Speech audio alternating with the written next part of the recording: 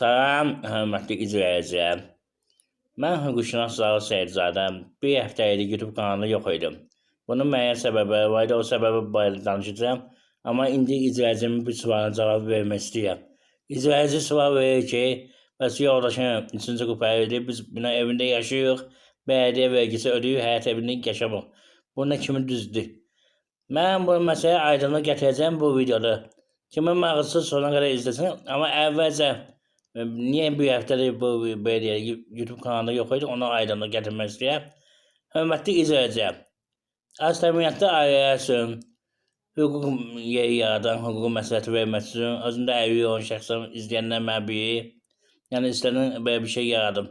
Eyni zamanda mağazin yaradılan ki, əlillərin və az təminatlı ailələrin yaratdığı əl işləri sata bilir orada. Hörmətli izləyicilər, ona görə başın qarışıqdır. Zəhmət olmasa bu videonu bəyənin, qoy hamı bilsin. Eyni zamanda keçən bu bələdiyyə məsələsinə, hörmətli izləyicilər, qanunverici əsasən bələdiyyə vergisi demək belə hesablanır. Onu deyin, qeyd edin.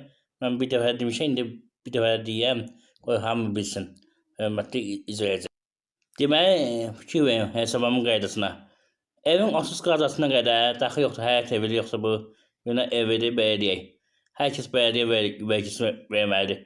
Amma bir də evlərini kvadratla hesablanır. Amma bunu verməmənin 2 yolu var. İndi hamısını izah edirəm. Kvadratla necə hesablanır? Hörmətli izləyicilər. Birinci, yəni 30 kvadrata qədər bütün vətəndaşlar vergidən azaddır. 30 kvadratdan yuxarı müharibə evləri, 40-45 evləri, Çernobıl evləri, birinci qrup evləri, hərbi xidmətdə olanlar və tələbələr bir müddətinə azaddır. Yəni ondan yuxarı vergi nə qədər edərsə bələdiyyə vergisi azaddır. Digər vergi isə verilməlidir.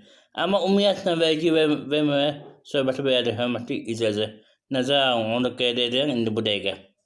Yəni zəhmət olmasa siz bəyənin, mən qeyd edim məsələni. Kimin evinin çıxarışı yoxdursa, o bələdiyyə vergisindən azaddır, hörmətli izləyicilər. Nəzərə alın. Yəni bələdiyyə sizdən vergi tələb edə bilməz, qanunsuzdur. Bir də bu intiqara və başqa idarə var ki, sizdən bələdiyyə vergisi adı altında pul yığılır. O da qanunsuzdur, nəzərə alın. Kimin çıxarışı varsa, o yalnız bələdiyyə vergisi verməlidir. Dediyim kimi, o bəyaz siyahət dediyimi, həmin kateqoriyada olan şəxs də azaddır. Nəzərə alın, hörmətli izləyicilər. O arada 30 kvadrat bir də 30 manat. Digər yəni məbləği ödəməlidir.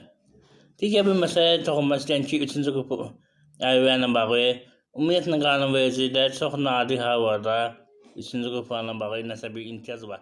Demək olar ki, yoxdur.